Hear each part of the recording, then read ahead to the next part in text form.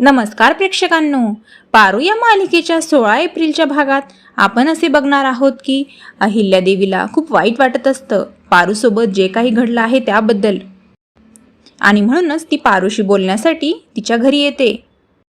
चक्क देवी आई घरी आले आहेत माझ्याशी बोलायला हे पाहून पारूला आणि मारुतीला गणीला आश्चर्य वाटतं. अहिल्या पारूला म्हणते की तुझ्या मनात जे काही असेल, तुला जे काही वाटत असेल ते तू मोकळेपणाने माझ्याशी बोलू शकतेस, घाबरू नकोस, तुझं मन तू माझ्यासमोर मोकळं कर. त्यावर आता पारू अहिल्याला म्हणते की माझ्या बासमोर मी नाही रडू शकत, मोकळेपणाने मला बासवळ रडता येणार नाही, पण जर माझी आई असती तर तिचा पदर धरून मी रडले असते. कारण घडलेल्या प्रकारानंतर पारूला तिच्या आईची कमी जाणवत असते.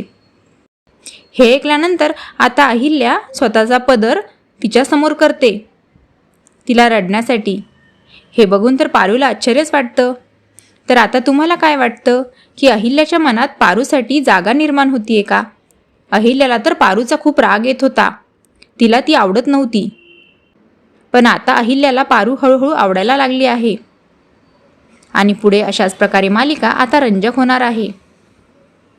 असेच पुढील अपडेट जाणून घेण्यासाठी मराठी रिव्ह्यू या चॅनलला नक्की सबस्क्राईब करा. धन्यवाद.